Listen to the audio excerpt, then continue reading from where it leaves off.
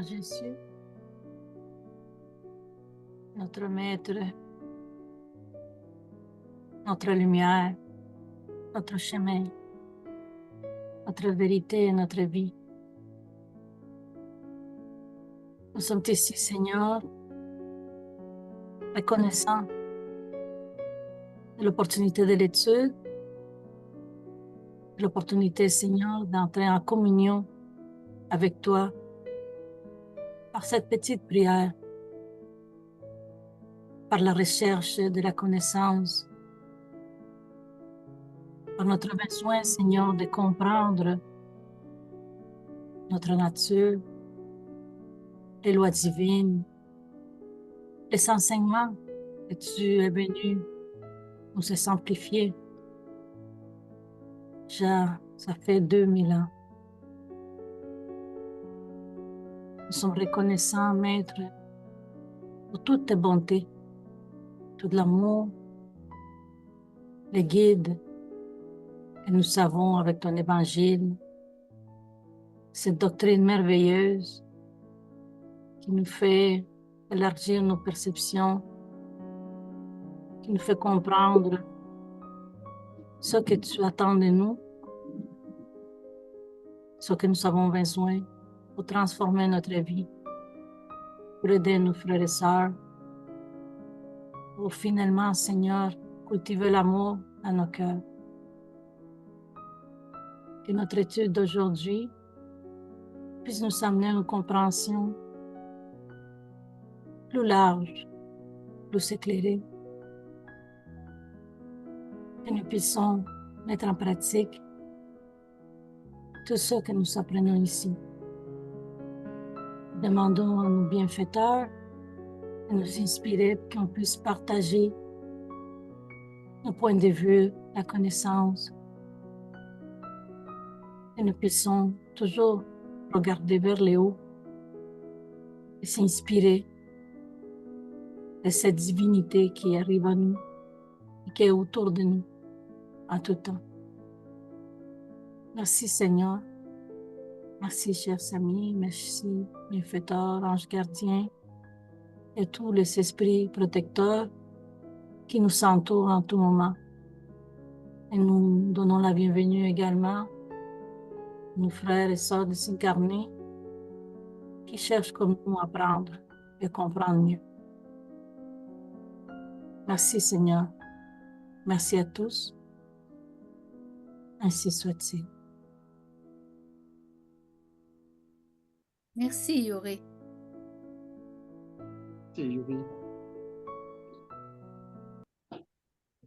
Merci beaucoup. Merci à tout le monde de votre présence.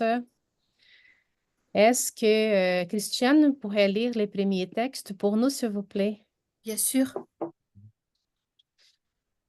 Donc, avant de commencer la lecture, on a deux amis qui se joignent à nous aujourd'hui. Donc, bienvenue Cassia, bienvenue Lydia. Et Merci. on enregistre, mais on n'enregistre pas la vidéo. On enregistre les... On disponibilise seulement les audios sur Internet.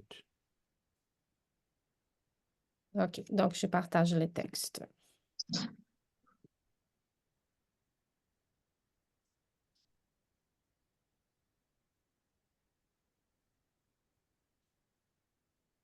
Voilà, est-ce que vous voyez les textes? C'est très bien, merci beaucoup. Okay. Christiane, allons-y. D'accord. Alors, le thème, c'est Lumière d'en haut, avènement de l'esprit de vérité. Je viens comme autrefois, parmi les fils égarés d'Israël, apporter la vérité et dissiper les ténèbres. Écoutez-moi.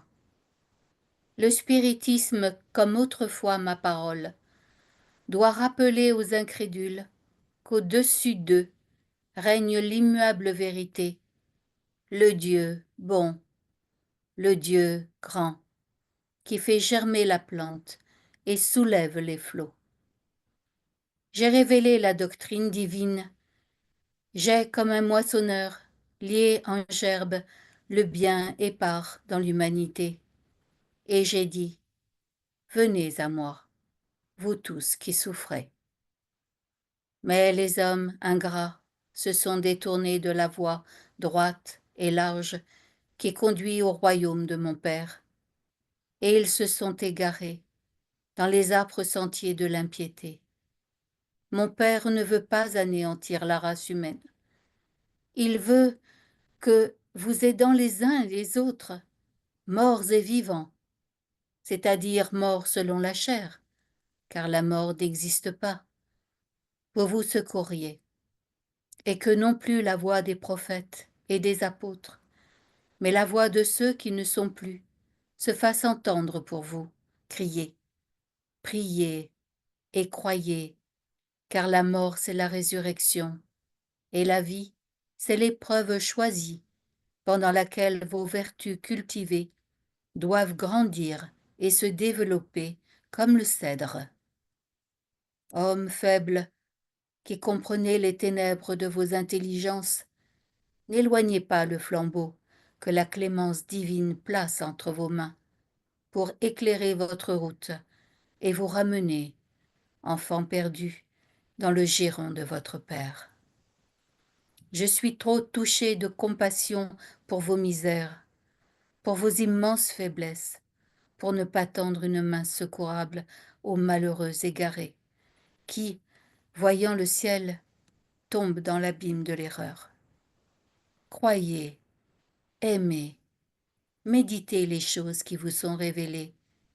Ne mêlez pas l'ivraie au bon grain, les utopies aux vérités. Spirit, aimez-vous. Voilà le premier enseignement. Instruisez-vous. Voilà le second. Toute vérité se trouve dans le christianisme. Les erreurs qui y ont pris racine sont d'origine humaine. Et voilà qu'au-delà du tombeau, que vous croyez le néant, des voix vous crient. Frères, rien ne périt. Jésus-Christ est le vainqueur du mal. Soyez les vainqueurs de l'impiété. L'Esprit de vérité, Paris, 1860. Merci beaucoup, Christiane. Lumière d'en haut. Les génies de l'ombre se déplacent dans la vallée profonde de l'humanité. Ce sont les pieuvres millénaires de la guerre et de la destruction qui s'y relèvent des cendres des siècles, menaçant la civilisation.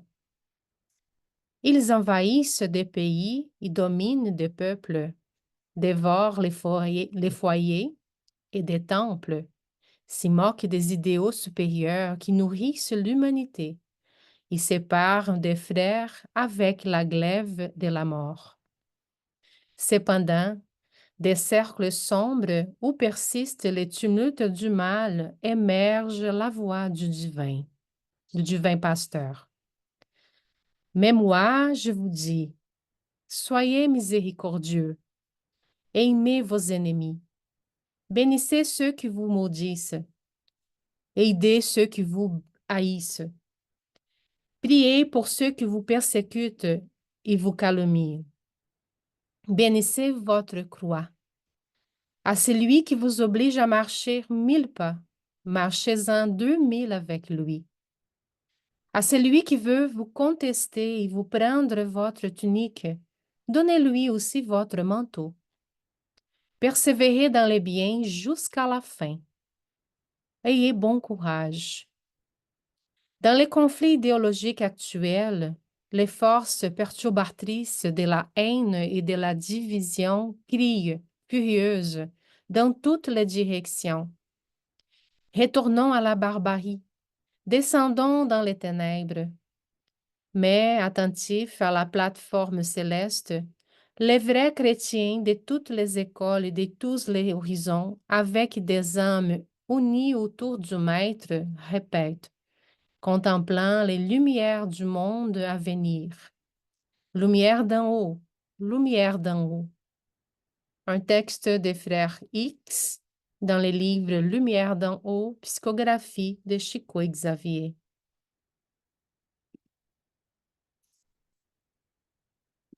Merci, Giovanna. Oui. Merci, Merci Giovanna. Merci, Christiane. Merci, Yuri. Merci à tous et toutes d'être là pour ces moments d'étude et de réflexion. Nous avons un texte des frères X, qui en fait c'est Humberto de Campos.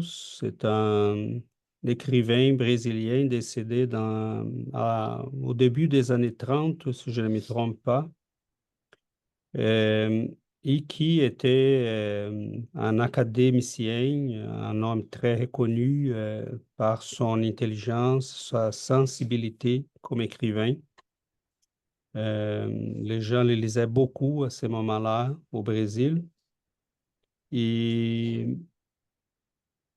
nous avons aussi peut-être un des plus beaux textes du livre L'Évangile selon le spiritisme, à mon avis, peut-être un des plus beaux vraiment, parce que ce texte de l'esprit de vérité, c'est un appel à, à qui on change, à qui on puisse revenir sur les chemins euh, de l'amour, de la compassion.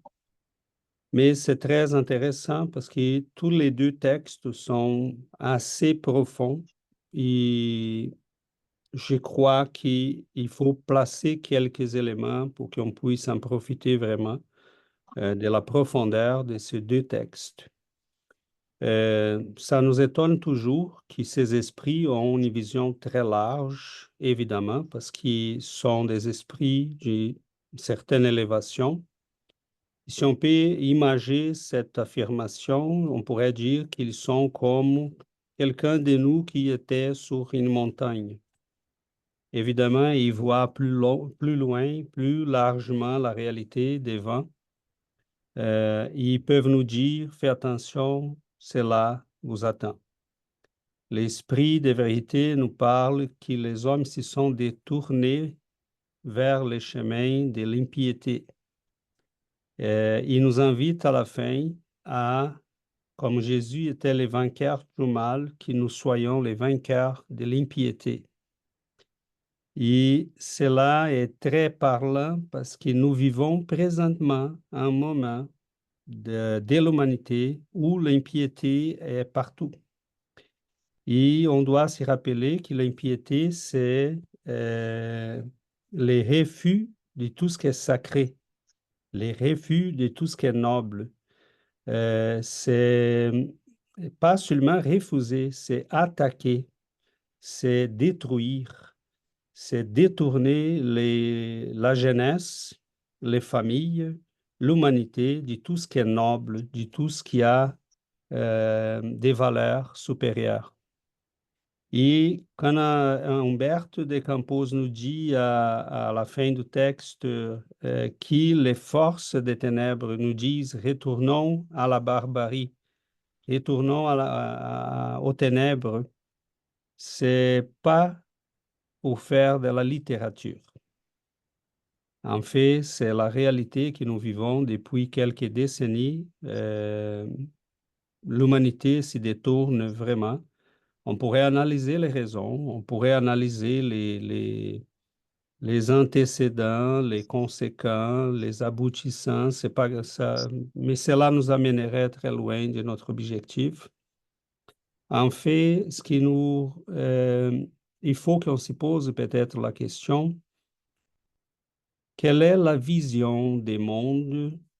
Et c'est très intéressant parce que l'esprit de vérité nous dit, le spiritisme aujourd'hui revient pour accomplir une mission, vous ramener auprès de moi, auprès de la vérité, hein, des choses nobles et sacrées qui nous appartiennent comme fils de Dieu. Et il va nous dire que nous avons évidemment une mission à accomplir dans ce sens. Quelle est la vision de ces conflits idéologiques que nous avons aujourd'hui dans notre société? On a un conflit idéologique, plusieurs d'ailleurs, majeurs, hein. On a des tendances qui s'opposent, on a des visions qui s'opposent. On a une vision de quelques pays comme la Chine et d'autres qui plaident pour un communisme supposé, dans lequel la religion n'a pas sa place. J'ai écouté hier un ressortissant de la Corée du Nord, un messier qui travaillait pour les systèmes de sécurité de Kim Jong-un.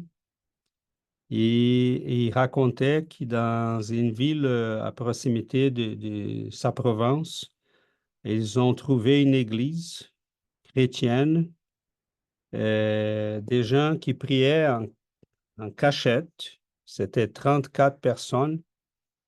Ils ont été tous écoutés. Comme ça. Et vous ne pouvez pas prier, le seul Dieu, c'est Kim Jong-un. Donc, vous n'avez pas droit et on vous tue. En Chine, on sait qu'aujourd'hui, il y a une persécution au bouddhisme, au christianisme, à toutes les religions. Donc ça, c'est un des aspects du conflit spirituel que nous vivons présentement. L'autre, c'est la montée d'un islam radical qui s'oppose à toutes et à tous, hein, qui c'est un autre aspect de cette réalité troublante que nous vivons. L'autre, c'est la descente du christianisme, parce qu'on n'a pas des autorités vraiment en mesure de parler au nom d'une église vraiment du Christ. Nous avons de l'autre côté les wokismes, hein, les mouvements LGBT et toutes les lettres qui viennent après, qui c'est une schizophrénie généralisée chez l'humain. Et parmi ces conflits, on a un filet d'eau cristalline et pure qui s'appelle spiritisme. Vous allez dire, vous êtes prétentieux, César. Non, pas vraiment. Le spiritisme, en fait, et avec les fondements de sa conception, c'est pas vraiment nouveau, hein, parler des réincarnations, de l'immortalité de l'âme, de la communication avec les esprits. Il nous donne les fondements pour revenir au Christ, pour comprendre Jésus et pour établir une morale universelle. Pourquoi le spiritisme peut aider au milieu de tous ces conflits? C'est une question qu'on doit se poser. Et il peut aider parce qu'il y a une conception de l'humain qui nous ramène à la réalité. Tous ces mouvements idéologiques dont j'ai parlé sont des mouvements qui se basent sur une conception de l'humain. Et cette conception dit toujours, parmi tous ces gens-là, même les scientifiques, parce qu'on a une idéologie scientifique aussi aujourd'hui, hein, tout ce qui est scientifique, on écoute. Tout ce qui n'est pas là, on va ignorer. Ça aussi, c'est idéologique. Donc, nous prenons ces conceptions et les comparons. D'un côté, nous avons toutes ces conceptions qui disent l'être humain est quelqu'un qui apparaît au berceau et qui finit au tombeau. Point. Profitons de la vie, vivons la folie, retournons à la barbarie. Quel est le problème? Et de l'autre côté, nous avons ces conceptions supérieures que le spiritisme essaye de nous ramener à nouveau.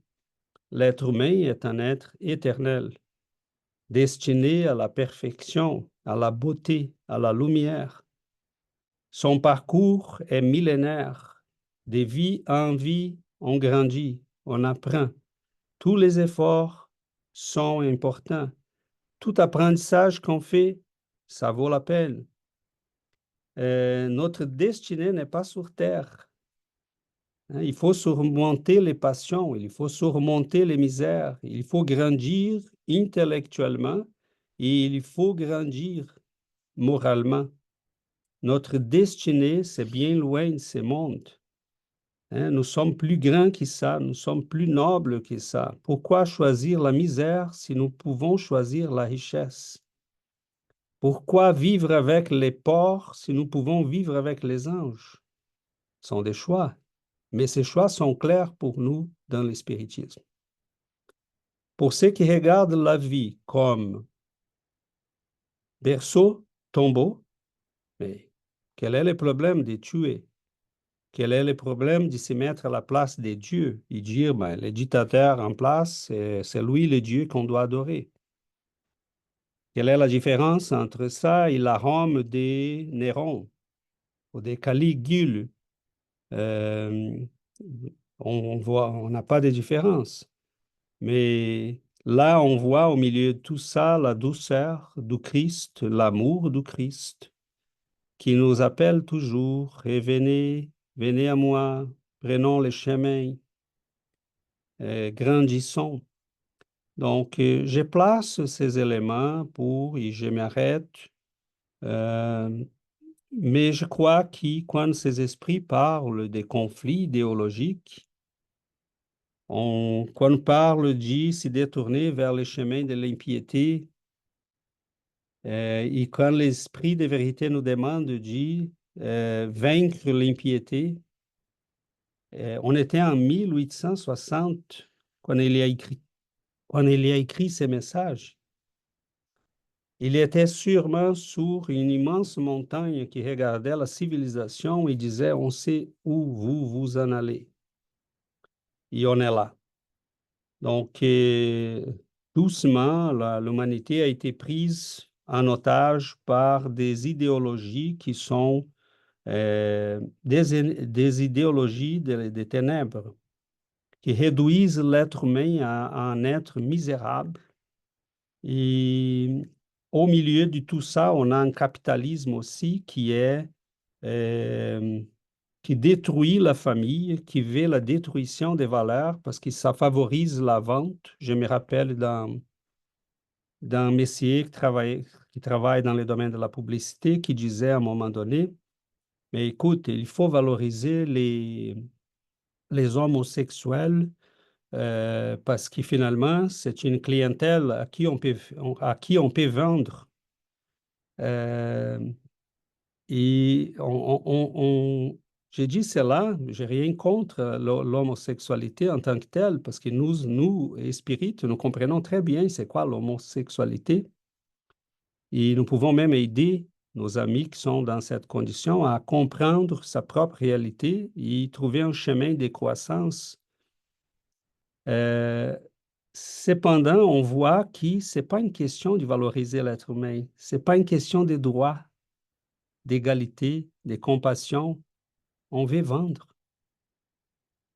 Donc, toutes ces visions sont basées sur une conception de l'être humain qui est vraiment réductionniste. Hein, ça nous rend des êtres minables, misérables. Et on verra là les neveux du monsieur Freud qui disait au début des années du XXe siècle, qui disait, bon, l'être humain, c'est un animal qui veut se reproduire, avoir du plaisir, manger. Il ne veut pas penser. Il faut qu'on lui dise euh, pour qui voter, quels vêtements choisir, comment s'habiller, quoi manger.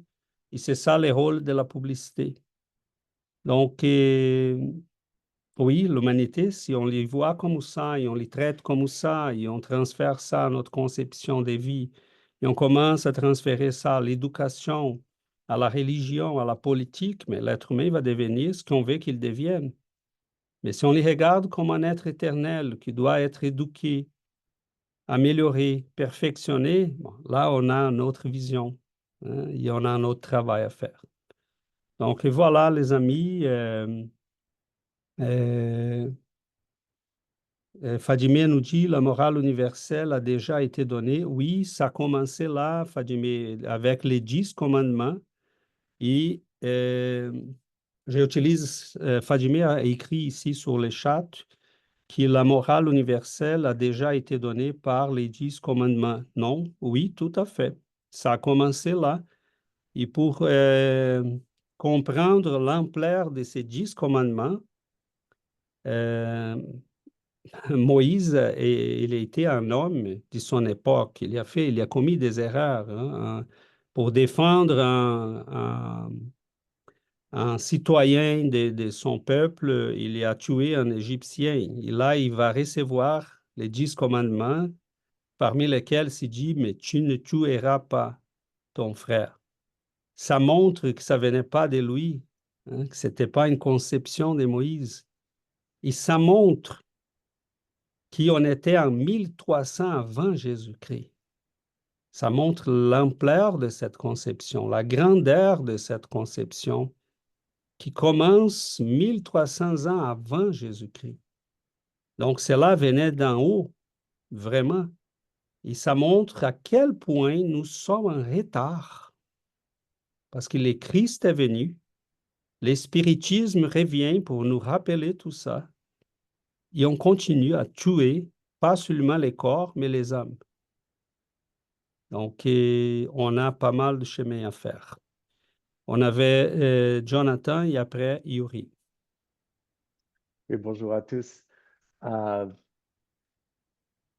euh, c'est vraiment déconcertant. Tu parles d'idéologie et tu as donné des exemples, euh, Corée du Nord, Chine, etc. Et dans mon expérience, rapidement, j'ai grandi en Afrique, dans un pays musulman, je suis chrétien catholique, je suis tourné bouddhiste et maintenant je suis là. À un moment, j'avais rien du tout. Et maintenant, je suis un petit peu de bouddhisme, mais la doctrine spirit qui est devenue ma grand-mère. Euh, mais ce qui est vraiment déconcertant, je pense, la plus grosse idéologie, c'est l'éducation, je vois l'éducation aux États-Unis, l'évangélisme, les gens qui se disent chrétiens. Je voyage beaucoup dans les États du Sud, de Bible Belt, la Bible, la ceinture de la Bible, etc.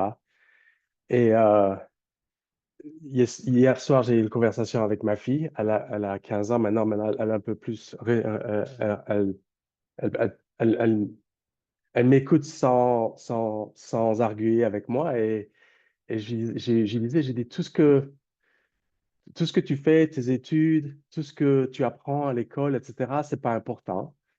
Elle me dit pourquoi, etc. C'est vraiment pas important. Je posais la question, c'est très simple. J'ai dit, est-ce que tu sais ton père, quelle étude il a fait? Est-ce que tu sais ce que ton père il fait au travail? Je l'amène parfois au boulot, etc. Et elle pouvait pas répondre. J'ai dit, tu sais pas quelle étude j'ai fait, tu vois, c'est pas important. Tu es en train de travailler très, très, très dur, etc. Tu es en train de faire tous ces efforts et personne ne va se souvenir ou te demander pourquoi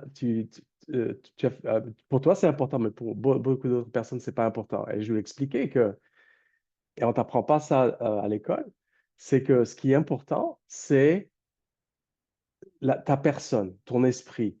Comment est-ce que tu te comportes? Comment est-ce que les gens te regardent? Pourquoi est-ce que je suis bien dans mon travail? C'est pas parce que mes talents, etc. C'est parce que ce sont mes social skills. Comment est-ce que les gens voient une bonne énergie en moi et ont envie de travailler avec moi et font confiance. Et je vais expliquer, c'est ça qui va te faire rendre heureuse et, euh, et successful, avoir du succès dans ta vie. Je dis, c'est pas ça qu'on t'apprend à l'école. Et c'est ça qui est vraiment déconcertant. C'est pas ça qu'on apprend. Me dit, oh, ben, je dois être premier en classe, etc. Tu n'es pas contente que je suis premier en classe? Non, c'est pas important. Ce qui est important, c'est qui tu es et comment les gens te regardent et comment est-ce que tu te comportes. Comment est-ce que depuis que ça fait 5 ans que j'ai totalement changé ma vie, où je développe de la compassion pour les autres, où je suis beaucoup plus charitable, parce qu'avant, j'étais vraiment euh, angry, j'étais vraiment un mauvais garçon. Et donc, c'est déconcertant ce qu'on apprend. Et c'est intéressant de parler de chinois. J'ai travaillé pendant 3 ans avec des Chinois, là, vraiment de Chine. Et au moins, ou même avec les bouddhistes, au moins, ils ne mentent pas à propos de Dieu. Ils ne savent pas et ils ne font pas un grand mensonge comme ici. Parce qu'ici, c'est le plus grand mensonge possible. Vraiment. Et ma fille me dit, Daddy, papa, je ne comprends pas. Je dis, bah oui, parce que c'est un gros mensonge. Au moins, avec les Chinois, ils croient au nombre. Le nombre 8, c'est la chance. Nombre 4, c'est la mort, etc. Ils adorent l'argent, ils adorent... au moins, ils mentent pas. Donc, au moins, je sais à quoi m'attendre. Alors que ici, c'est de plus en plus, c'est flagrant dans mes yeux que euh, yeah, c'est vraiment flagrant. Et le dernier mot, pour aller vite, je disais à ma fille, j'ai dit, Jésus, il n'a pas bâti d'église. Tout ce qu'il a dit, c'est d'aimer les uns les autres. J'ai donné un autre cas beaucoup plus récent. Bob Marley, il a réuni, son pays était en guerre civile, il a réuni dans un stade les deux présidents qui se battaient. Et toutes ces chansons sont à propos de l'amour. L'amour, aimez-vous les uns, etc. C'est tout ce qu'il a apporté. Il n'a pas bâti de maison, il n'a pas bâti. Mais tout ce qu'il a fait, c'est amener les gens ensemble. Et en 30 ans, il a fait beaucoup plus que des gens ont fait en un Bill Gates ou quoi que ce soit en 100 ans, etc. Juste par donner cet exemple ce message d'amour, de compassion, aimez-vous les uns les autres. Tout simple. Je dis à ma fille, c'est pas ça qu'on t'apprend à l'école. Je suis désolé. Voilà, merci. Désolé Merci. d'être long. Non, non, merci, Jonathan. Et avant de passer à Eury rapidement, tu nous rappelles un fait, un texte de Léon Denis, dans une des introductions de ses livres, Après la mort, si je ne me trompe pas, il dit que malheureusement, les universités, les écoles ne nous apprennent pas ce qui est vraiment le plus important. Hein, oui, ce livre est merveilleux, seulement son préface est déjà une œuvre euh, de grande beauté. Et il dit, on passe des années à enseigner nos enfants des choses qui, vraiment, ça compte pour très peu, parce que ça compte pour une vie, quand on pourrait les apprendre des choses qui vont compter pour plusieurs. Et la question, Jonathan, oui, c'est un grand mensonge, ce qu'on voit des fois aux États-Unis, parce que la religion est devenue une business. Euh, Elle est devenue quelque chose de politique. Et le Christ, des fois, est un peu loin de tout ça. Malheureusement, c'est ça le christianisme que nous avons. Je ne sais pas si je regarde un peu de loin.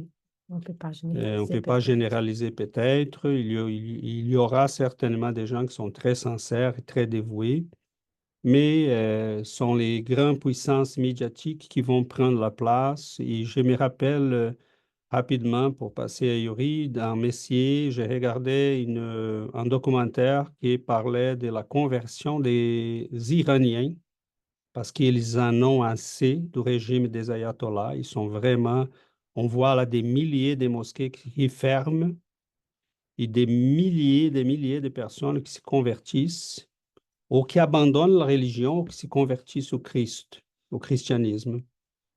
Et un des messieurs, qui était un jeune gars qui habitait en Turquie et qui faisait un travail sur Internet pour aider ses frères et sœurs en Iran, il disait, mais nous avons quand même une préoccupation avec cet évangélisme américain parce que c'est celui-là qui nous influence le plus, parce qu'ils ont cette théologie du succès, de la réussite. J'ai oublié le nom, il y a un nom qui est plus approprié. Mais c'est comme la théologie de la réussite. Si vous êtes chrétien, vous allez avoir du succès dans vos affaires, vous allez gagner de l'argent parce que vous êtes... Et il disait, mais personne n'en parle des sacrifices de la croix.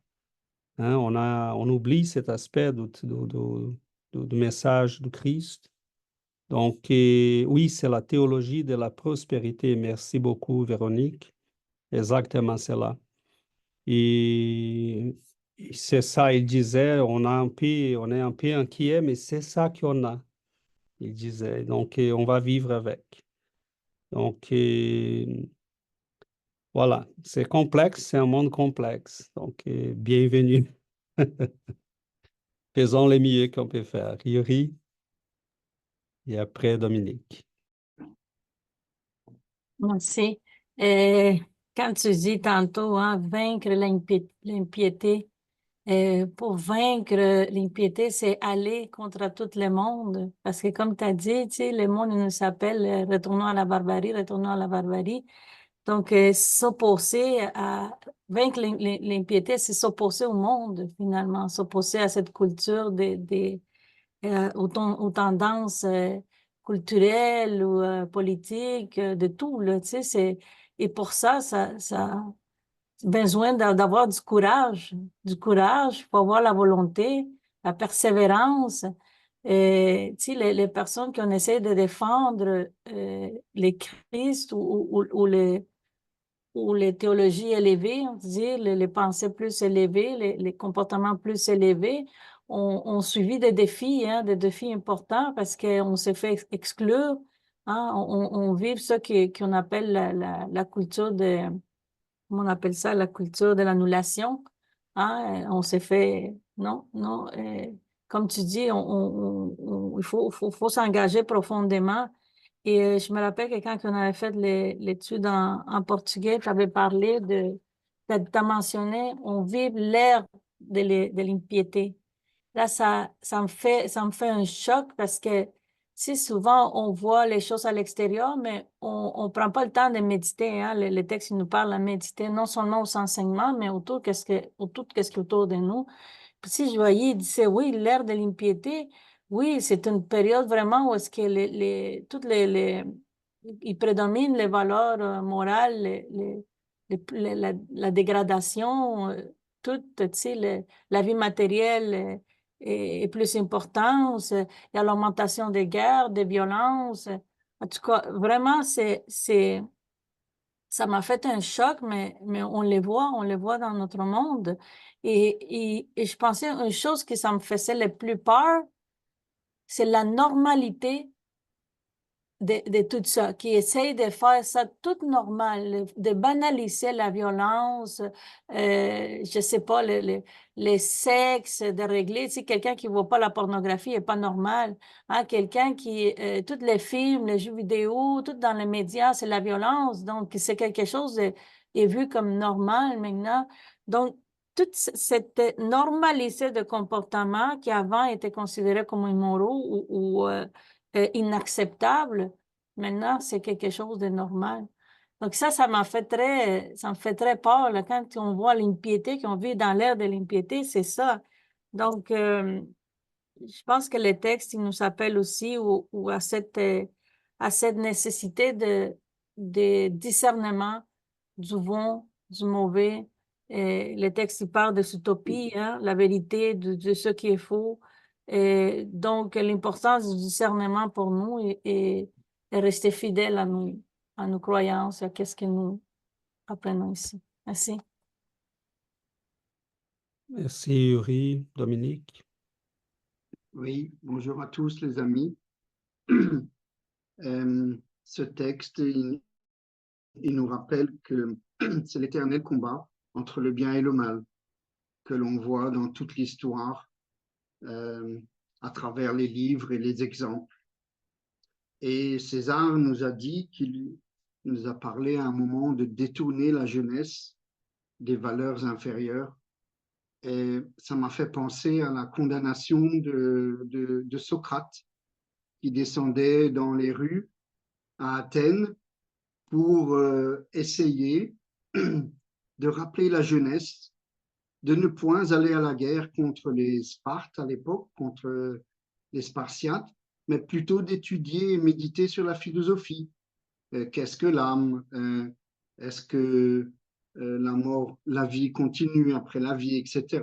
Et c'est l'un des chefs d'accusation que le pouvoir de l'époque lui reprochait. Mais je reviens au texte et on ne se lasse jamais de relire cette communication de l'esprit de vérité tellement elle est forte et profonde. Elle nous émeut. J'ai retenu plusieurs phrases, dont la première, c'est « Il veut que vous aidons les uns les autres » en parlant de Dieu. Et en fait, cette phrase m'a tout de suite fait penser à la charité, que toutes les facettes que l'on a autour de nous, que l'on connaît, que ce soit la charité physique, en parole, en pensée, ou par la médiumnité sacrée, eh bien, on doit la développer. Et cette charité, elle ouvre le cœur à l'homme. Cette charité, en fait, elle sépare l'homme de la brute. Et cette charité, c'est la source de tout le bien et de toute justice. Par cette parole que Jésus est venu nous dire il y a plus de 20 siècles, aimez-vous les uns les autres comme des frères. Cette phrase, elle est forte, mais toutes les phrases ont un sens qu'on pourrait développer, qu'on pourrait en parler des heures et des heures. La seconde, c'est priez et croyez, car la mort, c'est la résurrection. Et là, ça m'a fait penser à un texte, mais j'arrive plus à savoir dans quel livre je l'ai lu. Mais j'avais noté dans un cahier cette phrase, les morts nous crient, nous vivons, séchez vos larmes. Cette petite phrase est très forte parce que c'est dans le texte quand il dit car la mort c'est la résurrection, m'a fait penser à ceci. Et lorsque nous nous trouvons dans les conditions adéquates, les êtres chers, les incarnés viennent à nous. Et en fait, les preuves sont si nombreuses dans tous les textes, dans tous les livres, que ces grands frères, ces grandes sœurs comme Alan Kardec, Léon Denis, Marlène Nobre et tant d'autres sont venus nous offrir après leur passage sur Terre. Et je me rappelle aussi d'une phrase que j'ai notée en parlant de ces ouvrages d'Albert Einstein. Les journalistes l'ont interrogé et lui ont demandé quels sont vos livres préférés ou les auteurs. Je crois que c'était quels sont les auteurs ou les écrivains préférés. Et Albert Einstein, il a répondu tous ceux dont le cerveau n'a pas été atrophié par le cœur, que le cerveau n'a pas atrophié le cœur, pardon, excusez-moi. Et donc voilà, en fait, ce texte que l'on étudie tous ensemble nous appelle, et comme Yuri l'a dit dans sa prière, à diffuser cette lumière, mais avec l'amour, avec le cœur. Voilà, merci. Merci beaucoup, Dominique. Je pensais à la culture de l'annulation. Levez la main. Et j'aimerais revenir un peu sur ça, mais Giovanna me dit que Fabio avait levé la main. Je n'avais pas vu. Fabio? Ok, oui. Merci, bonjour tout le monde. En fait, c'est vraiment, Dominique a été dans le même sens que moi. Moi, j'aimerais juste résumer un peu voilà, la façon que je vois tout ça. On va dire, la dispute entre les biens et les mal. Si on voit ça, ça a commencé, ça fait des années. Et ça vient, il y a toujours un côté mal, la légion du mal qui n'a pas de scrupules, eux, ils n'ont pas de règles, ils peuvent faire quasiment tout. Et on a les bons côtés. Les chrétiens, ça a commencé, tu vois, à Moïse, et ça vient après ça, tous les bons esprits que Dieu envoie tout le temps pour nous ici, que Jésus envoie tout. Mais là, on pense, et nous, ici, là, maintenant, moi, Fabio, c'est où que je joue là-dedans? C'est quel mon papier aujourd'hui? Je suis ici, je connais le spiritisme, qui c'est pas une philosophie très connue au monde, malheureusement. Mais moi, je connais. Alors, c'est quel mon papier? De quel côté je vais? Qu'est-ce que je dois faire? Moi, j'ai vraiment une sensation que si on est ici, si on connaît tout ça, on est en raison. On ne peut pas rester terre. Tu sais, on peut pas. Il faut parler, il faut divulguer, Et c'est difficile, ça, je vous dis. Je pense que tout le monde a déjà l'expérience là-dedans.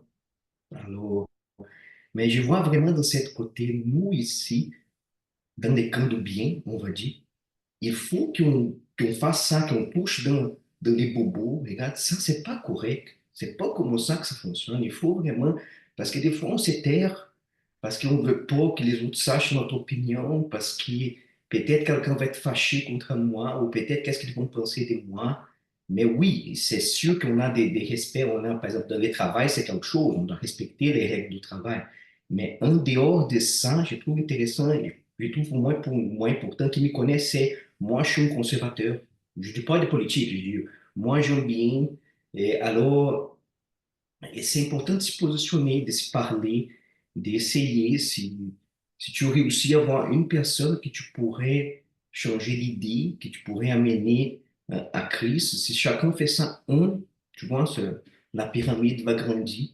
Mais c'était juste ça que j'ai réfléchi, vraiment, qu'est-ce que c'est notre papier là-dedans? Moi, maintenant, Fabio 2024, qu'est-ce que je dois faire là-dedans? Alors, c'est dans cette Merci côté-là. beaucoup, Fabio. Giovanna? Euh, Au début, César, il a dit une phrase qui est vraiment forte. Tout ce que nous vivons présentement réduit l'être humain à un être misérable. C'est tellement, c'est fort ça d'imaginer que nous sommes dans un monde qui nous réduit à la misère morale, à la misère spirituelle.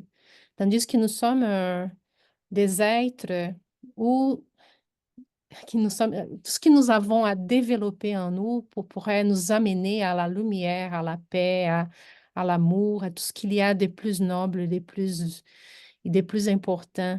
Une des phrases qui rejoint à ça, là, la phrase de Esprit de vérité, quand il dit, je suis trop touché de compassion par vos misères, pour votre immense faiblesse, pour ne pas tendre une main secourable aux malheureux égarés qui, voyant le ciel, tombent dans l'abîme de l'erreur.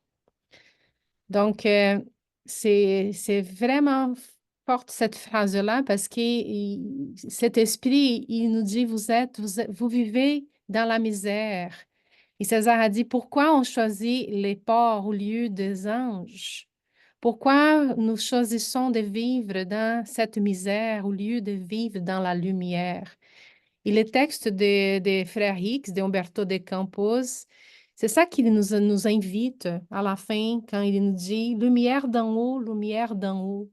Il faut, nous qui sommes déjà plus conscients de la vérité et de qui nous sommes, parce que cette doctrine qui est révélatrice et qui je trouve que c'est la plus grande bénédiction que nous avons dans notre vie, parce qu'elle nous ouvre les chemins, elle nous ouvre la compréhension, la conscience à ce qui est vrai, à ce qui est noble, c'est quoi notre chemin sur ce monde.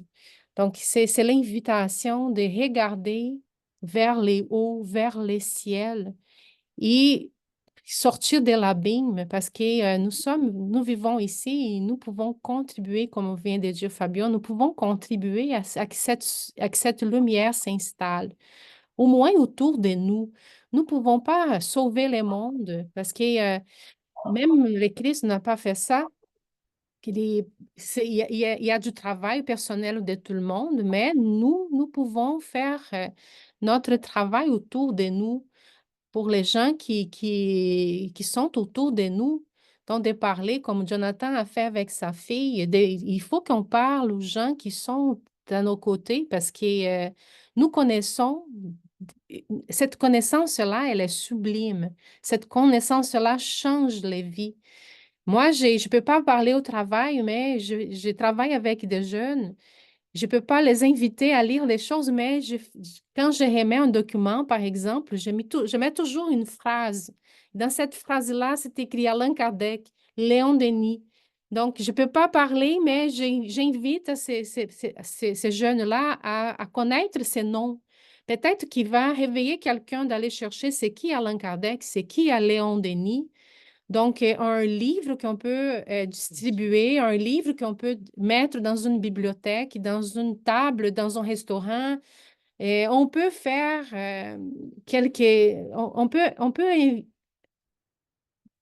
amener les gens à connaître c'est qui Allan Kardec, qui est Chico Xavier, qui sont ces gens-là qui ont écrit, qui nous ont laissé une œuvre qui peut sauver des vies. Donc, de cette façon que je vois. Donc, on est dans un monde où on voit la misère, on voit la souffrance, on voit des jeunes qui sont démotivés, des jeunes qui ne voient pas l'objectif de la vie. Et ça, c'est plus dur parce que vivre dans ce monde sans connaître c'est quoi l'objectif, on peut vraiment aller à l'abîme. Parce que c'est triste de ne pas connaître la raison, pourquoi travailler, pourquoi étudier. Il faut connaître les objectifs de notre vie dans ce monde, qui est très difficile. C'est vrai qu'il est très difficile, mais c'est une école. Et on est ici pour apprendre, on est ici pour grandir et pour avancer. Donc, ça, c'est la plus profonde vérité et ça peut changer la façon de vivre de ces gens-là. Donc, on peut faire des petites contributions, mais ces contributions qu'on peut faire autour de nous peut aller chercher une personne, deux personnes, n'importe le nombre de personnes, mais comme Léon Denis dit, si je suis capable de sauver la vie d'une personne, j'ai gagné la mienne. Donc, c'est ça qui est important. Merci beaucoup, Giovanna. Jonathan? Pour revenir un peu sur ton message, Giovanna, et sur le message de Dominique, et je suis désolé de revenir sur la conversation que j'ai eue hier avec ma fille. Elle est en train de dormir. Mais les deux choses qu'elle m'a dit, et c'est intéressant parce qu'elle est vraiment pure, dans le sens où elle croit ce qu'on lui dit, etc. C'est deux choses qu'elle m'a dit. Papa, tu travailles, c'est ton argent, pourquoi est-ce que tu dois aider les autres? C'est quoi le point d'être dans un pays très riche et on ne puisse pas partager et que des autres ne puissent pas et que tout le monde et que des gens soient laissés derrière. C'est la première chose. Donc, pour revenir au message de Dominique, on lui dit revenir au message de Jésus et nous les uns les autres, c'est vraiment pas ce qu'on nous apprend. Elle me dit non, non, je dois être premier en classe, etc. Je dis, mais ça ne va pas nous aider. Tu as besoin de quelqu'un pour te faire du café, tu as besoin d'un dentiste, tu as besoin des autres, tu as besoin de tout le monde, tu ne peux pas laisser quelques-uns derrière. Et le deuxième message qu'elle me disait, là, vraiment clairement, c'est oh, c'est pas bien de parler de l'amour, etc. Je dis non, c'est pas que je parle de l'amour, je dis juste que le corps qu'on est en train d'entretenir, etc., c'est vraiment pas important, c'est pas ce qu'on est venu avec, etc. Mais c'est important, ces deux choses pour elle, c'est la vérité, c'est ce elle est enseignée à l'école et je pense que je suis dans un pays moderne, etc. Je viens d'Afrique, je me suis dit, oh, ici aux États-Unis, ils ont la vérité, etc. Ils sont vraiment avancés. Mais c'est ce qu'on lui apprend. Il faut être, gagner de l'argent et s'en foutre des autres. Et l'important, c'est moi maintenant, ce que j'ai, et je m'en fous que je meurs demain. C'est vraiment, c'est affligeant et je dois être à contre-courant de ça et doucement, doucement lui laisser apprendre que non, c'est pas la vérité. Il y a autre chose de plus important. Je suis désolé de parler de ma fille. Ouais. Non, non, non, pas du tout. C'est vraiment ça. Il faut parler à ceux qui sont avec nous et avec qui on peut partager tout ça. Dominique? Oui, merci César. Jonathan, tu as raison de parler de ta fille parce que ça nous apprend à éduquer les proches autour de nous, à leur faire comprendre que la vie n'est pas que matérielle. C'est très bien.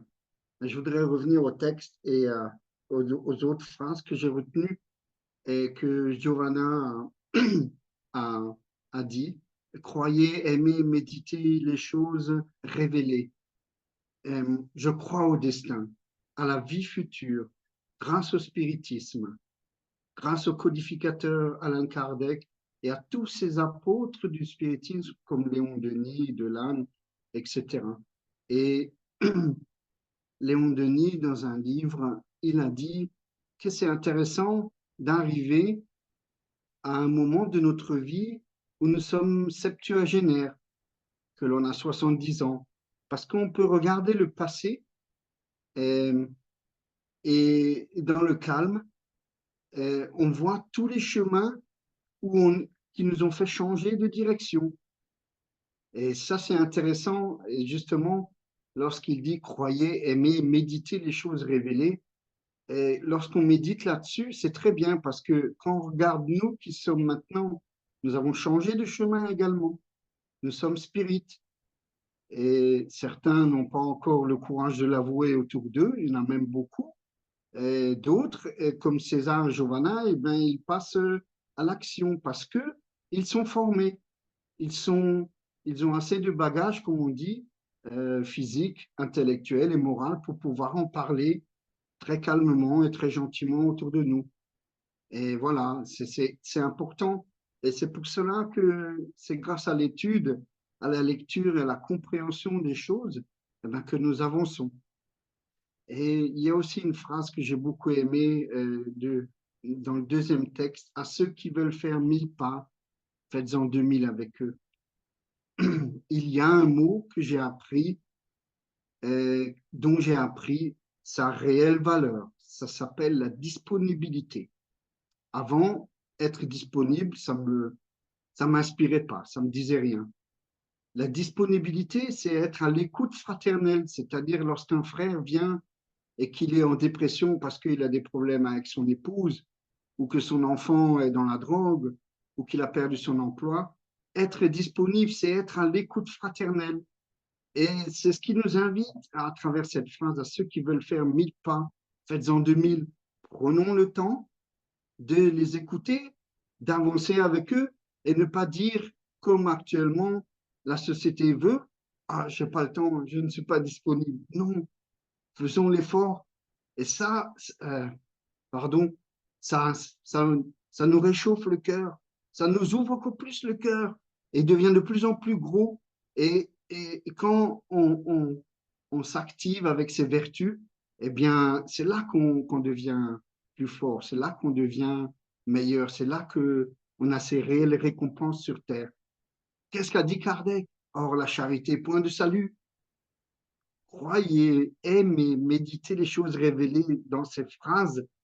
Il y a une multitude de préceptes qu'on peut citer et quand on médite dessus, quand on prend le temps de réfléchir pourquoi elle a dit cela, qu'est-ce qui l'a inspiré à dire ceci, et dans quel sens, etc., quelle direction prendre, eh bien, ça a l'air un peu facile. Après, passer à l'acte, c'est difficile. Mais la charité physique, dépourvue de tous ces préjugés, elle est sincère, elle vient du cœur. On tend à celui qui tend la main, regardons au-delà des préjugés, même si la personne, elle sent, excusez-moi le terme, elle sent l'alcool, qu'elle vous tend la main, bah, donnez une pièce. Parfois, on dit, ah non, je sais que ça va aller dans l'alcool, je donne pas. Non, donnez une pièce. Peut-être qu'en parlant, en disant un mot, en donnant cette pièce, il va changer d'avis.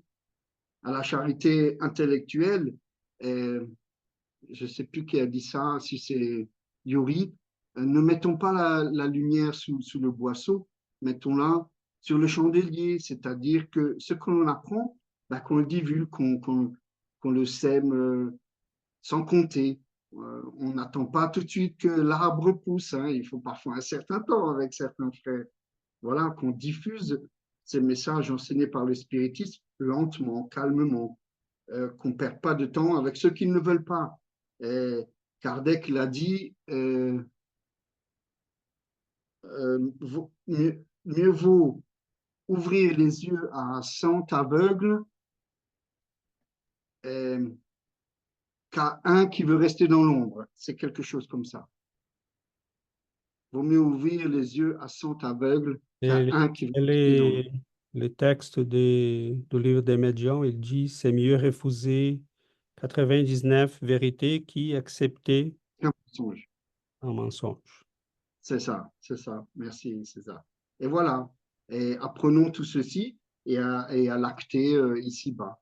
Donc, ce texte, vraiment, il est très fort. Il est, comme d'habitude, dans tous les textes, on peut dialoguer longtemps ensemble, méditer et puis philosopher. Voilà, comme faisaient tous ces exemples, Socrate et tout.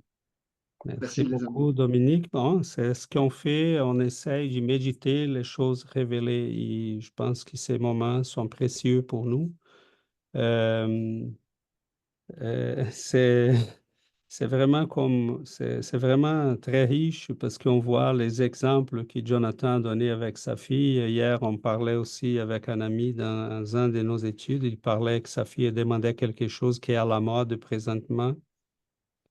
Et, et on voit aussi la jeunesse qui suit des tendances et même les adultes. On voit la tendance de la technique d'annulation dont Yuri parlait. Oh, écoute, je ne vais pas parler de ça. Arrête. C'est quoi ces trucs d'esprit? Non, non, non, non. C'est le cerveau, c'est le cerveau. Euh, je travaille avec des gens j'ai des élèves là qui sont classés psychotiques, qui entendent des voix. Et ben, c'est une partie de ton cerveau, ils vont lui dire, c'est une partie de ton cerveau qui est déréglée chimiquement et ça fait en sorte qu'il t'entend ces voix. Euh, Elle- c'est- Là, notre personne a dit, écoutez pas les mauvaises voix, écoutez juste les bonnes voix, les gentils. les gentils. Il Donc, a tu dit oui, pouvais oui, je vais choisir. écouter seulement celles qui sont gentilles. Donc, c'est comme ça, on est dans un paradigme matérialiste. De l'autre côté, on a ces forces des ténèbres et on peut dire, ah, mais est-ce que tout le monde qui est là-dedans sont des ténèbres? Non, c'est ça le problème. Il y a beaucoup des innocents qui sont là-dedans, qui sont manipulés, qui sont amenés comme du bétail. Et en ce qu'on disait hier, et on revient à ce qu'on parlait au début, c'est amener les gens. Et là, je trouve très bien la technique, la personne qui Dominique nous rappelle, Socrate, parce que je parlais à un ami catholique, très catholique, très dévoué au catholicisme, très éclairé, très intelligent, vraiment quelqu'un de très éclairé. Et, et il me disait, on parlait des difficultés que nous avons exactement communiquer ces vérités. Il disait, je pose des questions, César. Je pose des questions. Je dis, ah, tu utilises la méthode de Socrate. Je dis, oui. Je pose des questions. Je ramène les gens à réfléchir. Donc, on parle là de la mode, de suivre les tendances. Donc, là, on dit à la jeune personne, mais c'est qui suit quelqu'un qui lui dit quoi faire? Est-ce que tu as déjà remarqué les bétons et les moutons? Est-ce que tu as déjà remarqué les bétails?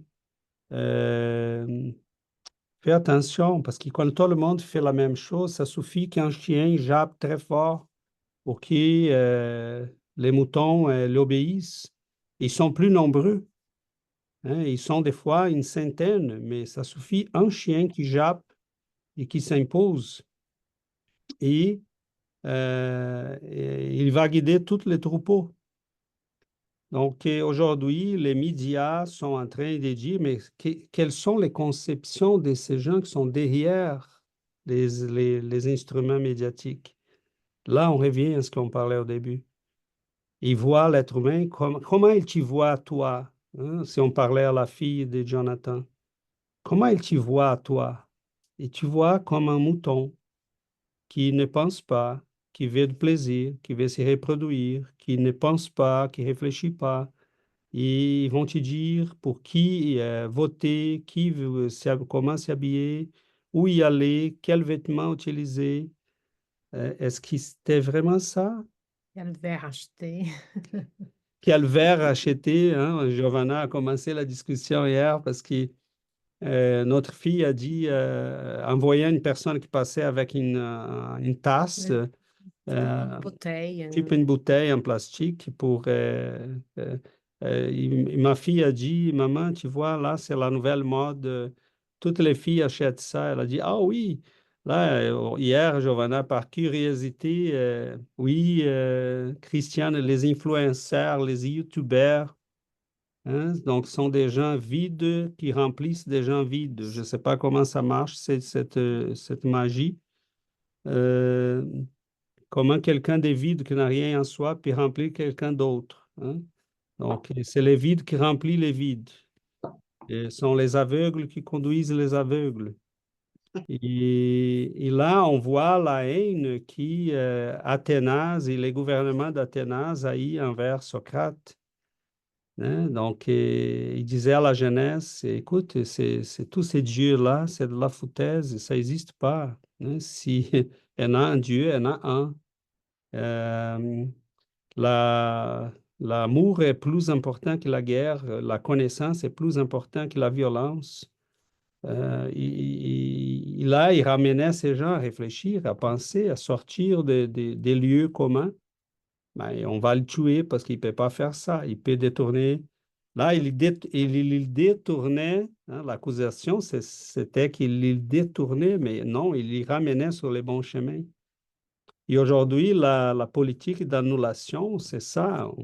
Et c'est dommage parce que l'esprit des vérités dit, ce n'est plus les prophètes, ce n'est pas les apôtres, sont ceux qui sont de l'au-delà qui viennent pour vous dire, nous sommes là.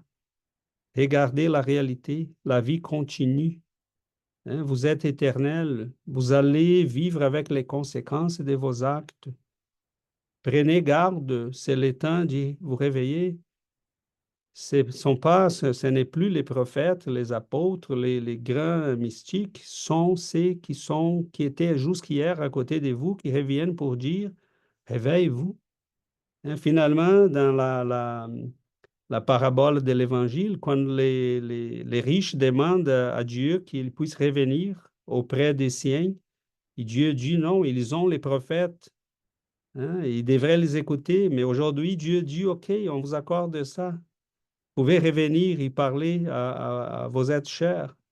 Là, on a la médiumnité qui s'était répandue, les livres des auteurs comme Léon Denis, Kardec, Chico, euh, cette pléiade qui vont nous amener à la compréhension de la vérité. Mais là, la politique d'annulation fait quoi? Il ne laisse pas ses voix parler.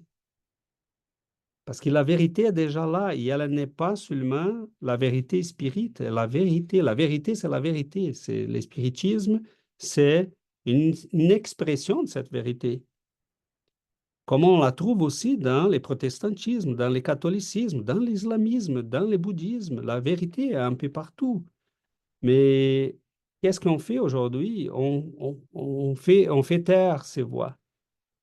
Mettons, dans les sciences, on parlait tantôt de la conférence d'hier. C'est une des choses que je parlais. Les scientifiques sont en train de faire des recherches sur l'immortalité, sur la réincarnation. Ils ont déjà dépassé les paradigmes matérialistes. Hein. Il y en a des scientifiques qui sont en train de dire on ne peut pas expliquer la conscience humaine par les paramètres que nous avons dans la science actuelle. Hein. On commence doucement à ouvrir les fenêtres vers quelque chose de majeur pour l'être humain. Hein. Donc, l'immortalité, la réincarnation, la présence d'un Dieu dans l'univers, d'une intelligence qui est derrière un monde qui fonctionne de manière intelligente, parce que sinon, on ne serait pas capable de faire la science. Mais on fait taire ces voix. Hein. C'est un combat. Et c'est un combat qu'on doit mener avec générosité, parce que celui qui est de l'autre côté, sauf ceux qui sont à la tête, hein, sauf la tête des serpents, qui sont vraiment des esprits qui veulent la dégradation, la majorité sont des innocents, sont des ignorants, sont des gens qui ne savent pas qu'ils s'y font traiter comme des moutons, du bétail, qui s'y font ramener par cette perversité qu'il y en a derrière ces gens. Donc, ils ne sont pas nos ennemis, ils sont nos frères, nos sœurs, c'est notre Des famille. victimes. Ils sont des victimes très souvent. Donc, c'est les moments de sérénité, c'est les moments de parler la vérité avec douceur, mais d'en parler. Hein. C'est les moments de, comme Giovanna disait, lancer les petites phrases dans tout ce qu'on écrit, publier sur nos réseaux sociaux, inviter les gens à étudier, à réfléchir, à lire. Et c'est comme ça. Oui. L'humanité a vécu des phases comme ça. Si on était chrétien au temps de Néron, on serait bien effrayé. Hein. Si on était des chrétiens en Chine aujourd'hui ou en Corée du Nord, on serait bien effrayé. Mais la vérité se propage. Hein. La vérité se propage, elle est inévitable. Et si nous avons la chance de la connaître, pas parce que nous sommes mieux, parce que peut-être meilleurs, mais nous avons peut-être besoin aussi, nous avons demandé d'être dans un des camps et de faire partie de ceux qui sont au combat aujourd'hui, hein, pour propager la vérité, pour aider les gens. C'est notre travail, c'est notre mission, hein, et ça, c'est très beau. Donc, on ne s'y plaint pas. Un soldat, il ne s'y plaint pas du combat, il est préparé pour le combat. Hein, c'est ça la mission. C'est pour ça l'importance d'étudier, parce que quand l'opportunité arrive de glisser un mot à Ouais, quelqu'un, préparé. il faut être préparé. Par exemple, cette semaine, j'ai une étudiante qui disait qu'elle n'était pas capable de dormir. Je lui ai dit de faire la méditation. Je n'ai pas demandé de chercher un médecin. Elle disait qu'elle prend des médicaments. J'ai dit, tu as déjà essayé la méditation? Donc, c'est une invitation à un autre chemin.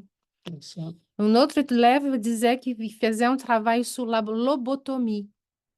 Je lui ai demandé c'était quoi la lobotomie. Il m'a expliqué. Là, je lui ai dit, est-ce que tu savais qu'on a des recherches présentement qui étudient les pouvoirs de la méditation et de la prière sur les cerveaux, Donc, c'est d'être préparé pour glisser des petits mots à ces gens-là, parce que des gens, des fois, ils sont en train de chercher, Soulever des mais questions. ils ne savent pas où chercher.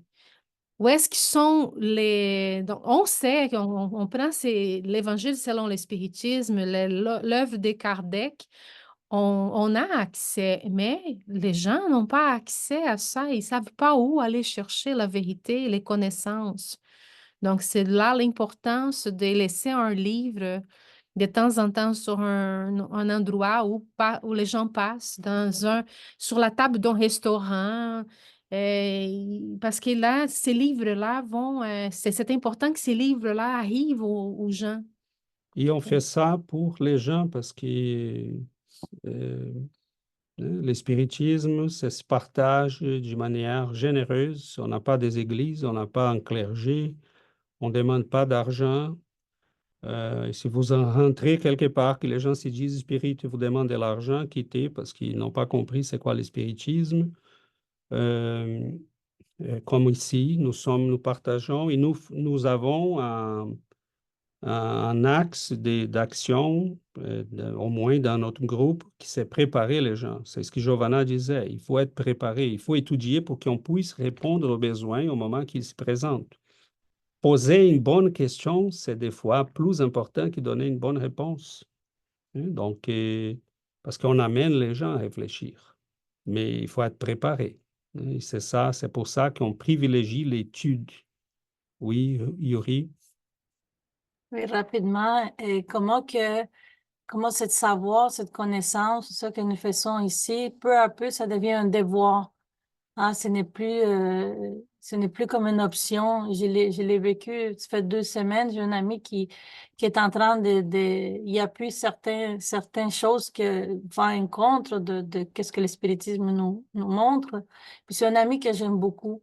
Et là, je me disais, comment je vais lui en parler de ça? Tu sais, c'est sur l'avortement.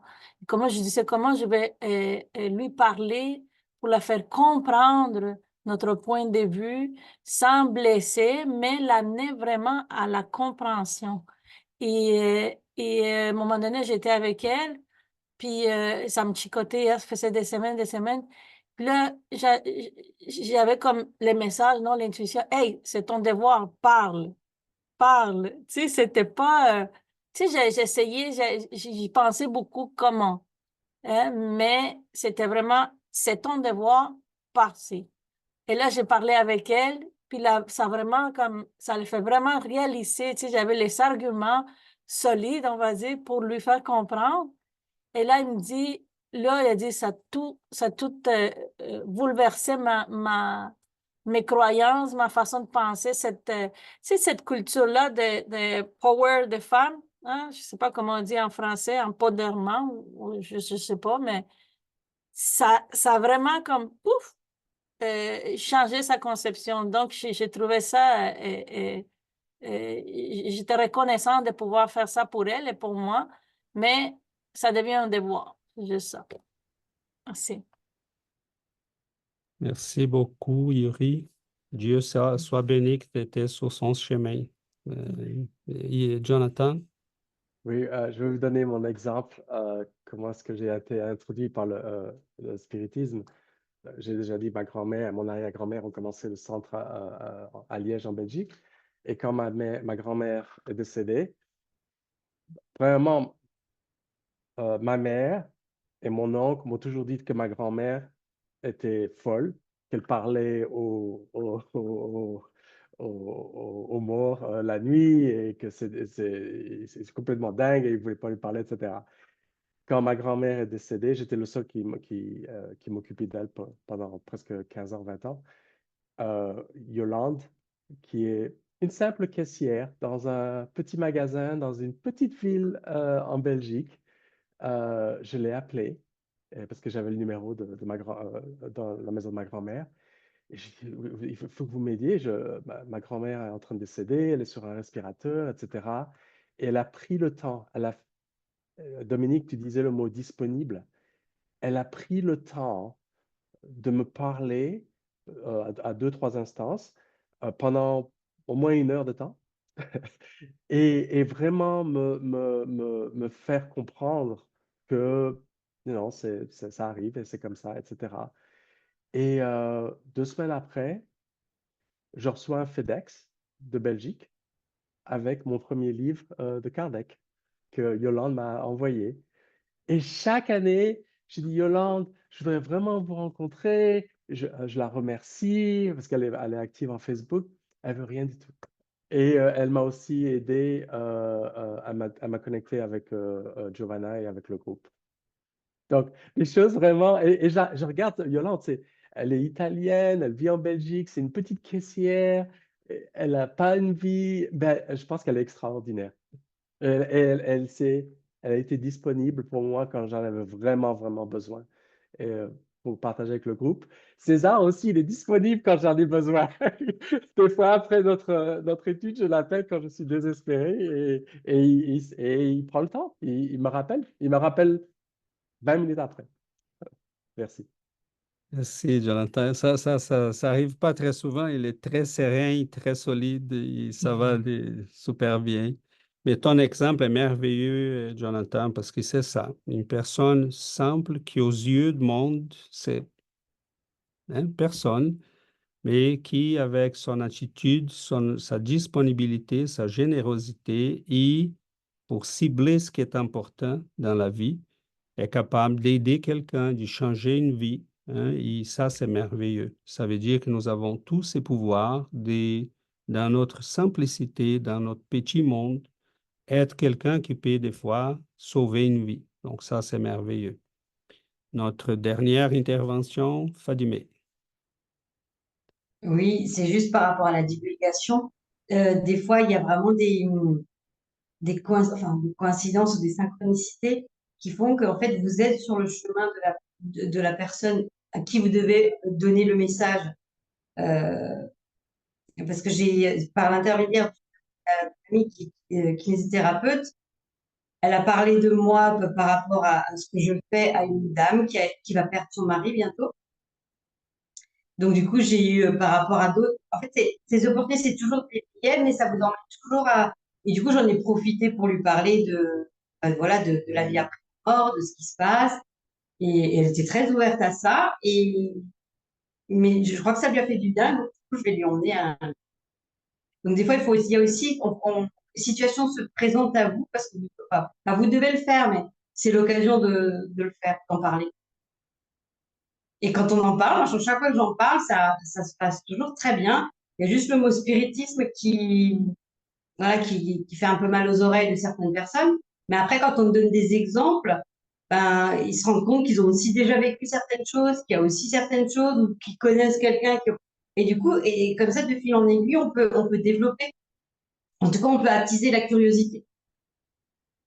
Voilà, c'est ce que je voulais dire. Merci beaucoup, Fadimé, tout à fait. Et c'est ça, soyons préparés parce qu'à un moment donné, les gens en ont besoin. Hein. Ce qu'on partage, c'est pas pour, on fait pas de l'argent, on veut pas de reconnaissance, on veut rien. On veut que l'humanité puisse retrouver un chemin de paix, de sérénité, s'y trouver le calme au milieu de cette tempête qui bouge, fait bouger la planète. Donc, continuons à étudier parce que c'est vraiment important pour qu'on puisse se préparer à ça. Comme Christiane disait, c'est un plaisir. C'est un plaisir. C'est pas un devoir, c'est plus qu'un devoir, C'est c'est un un plaisir. plaisir. Donc voilà, mes amis, je pense qu'on arrive à la fin. On va vous inviter à la prière de la fin. Mais c'est ça, continuons parce que c'est vraiment un plaisir. C'est un plaisir de toucher les cœurs des gens et ramener quelque chose qui va faire du bien. Je parle même aux gens qui sont catholiques, reste dans ton catholicisme. Changer de religion, c'est quelque chose de complexe. Mais au moins, tu vas comprendre ton catholicisme. Tu vas le vivre d'une manière beaucoup plus belle euh, qu'on les fait des fois, qu'on les voit. Donc voilà, on va vous inviter à la prière de la fin.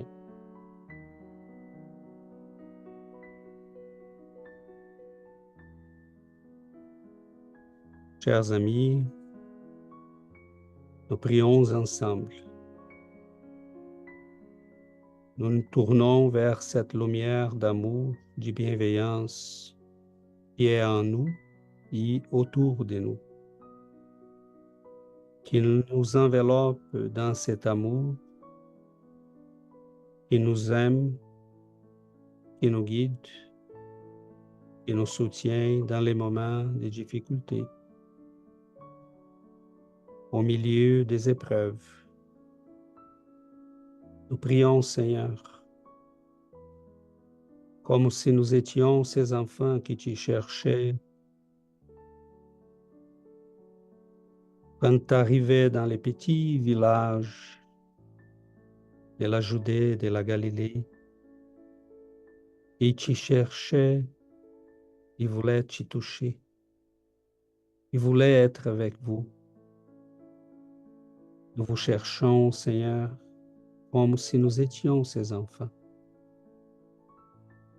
Et ils se sentaient en sécurité auprès de vous. Nous nous sentons, Seigneur, en guérison. Nous ressentons cette lumière d'amour et elle arrive à nos cœurs. Combien de temps nous nous sommes habitués aux ténèbres, à la noirceur. Et aujourd'hui, la lumière arrive. Elle nous montre l'éternité. Elle nous montre qui nous sommes. Notre héritage comme des enfants de Dieu. Et nous vous remercions, Seigneur, de votre amour, de votre enseignement, de votre sacrifice pour nous ramener la vérité. Nous prions, Seigneur, et nous demandons à ces êtres d'amour et de lumière qui sont avec nous, qu'ils puissent bénir à chacun de nous, en versant sur nous cette lumière de santé, de discernement, de courage, qu'il puisse envelopper nos foyers dans cette lumière. Nous prions pour nos frères et sœurs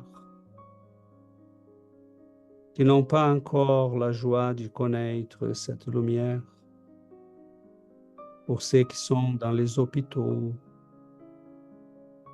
pour nos amis qui traversent la nuit des obsessions, des dépressions,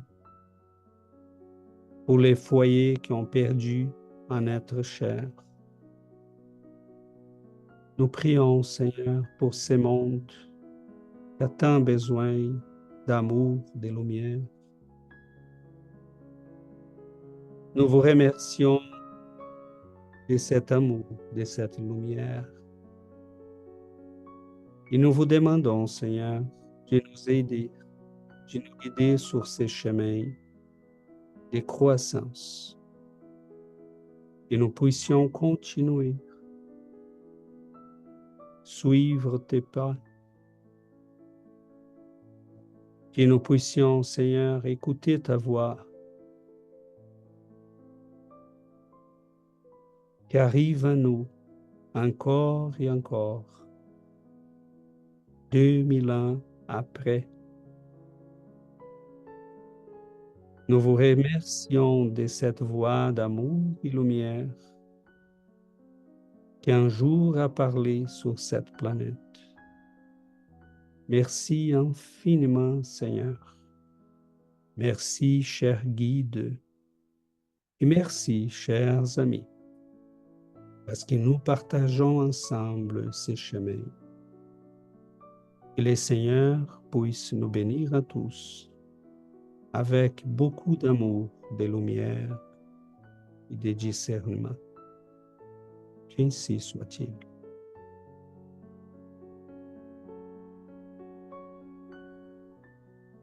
Merci beaucoup,